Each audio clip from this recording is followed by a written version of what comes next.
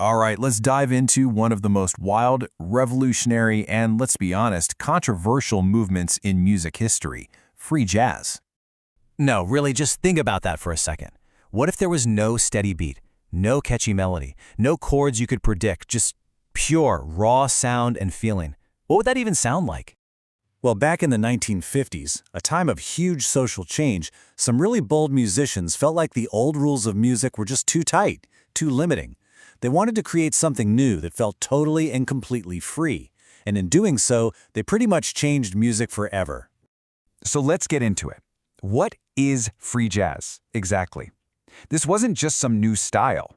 It was a complete and total rethinking of what a song could even be. Okay, so here's the core idea. Instead of following a musical map, free jazz performers basically threw the map away. It was all about expressing yourself in the moment, listening super closely to the other musicians, and just exploring brand new sounds together. Now, if you want to create something radically new, you've got to be willing to tear down the old stuff first. And that is exactly what free jazz musicians did. They looked at the basic building blocks of music and said, hey, what happens if we ignore the instructions? And you can really see the difference right here. You know, most music has that steady beat you can tap your foot to, right? And melodies that feel kind of familiar and comfortable. Well, free jazz just tosses that out the window.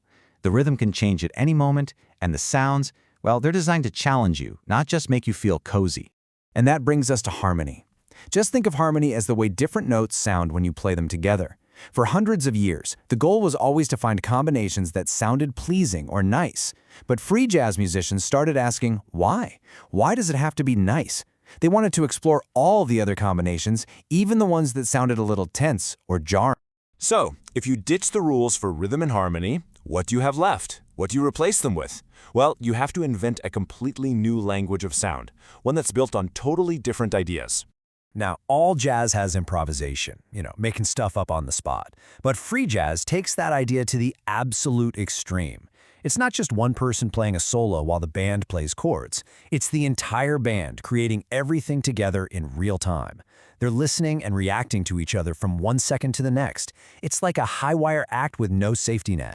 And this is where dissonance comes in.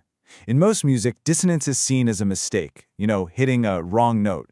But in free jazz, it's a super powerful tool.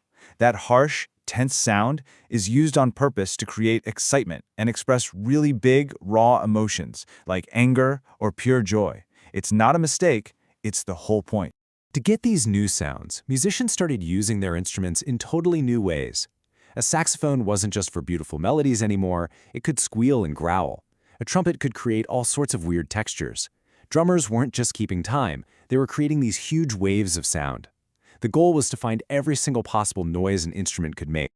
Okay, so a revolution needs revolutionaries, right?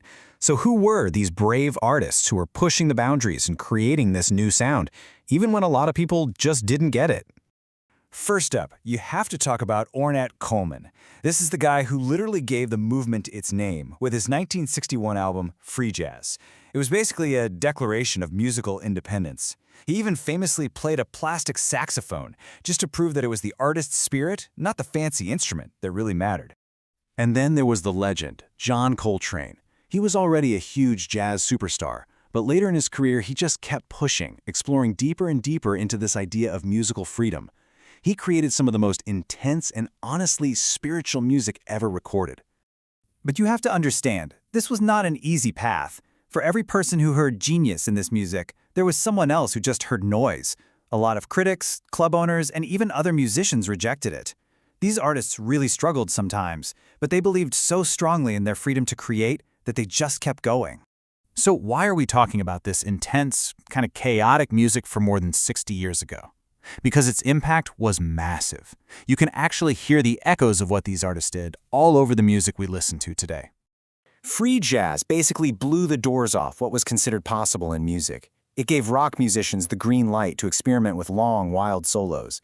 Its intensity and love for dissonance found a natural home in heavy metal. Even modern classical composers and people writing music for movies took inspiration from all the new sounds and textures they discovered.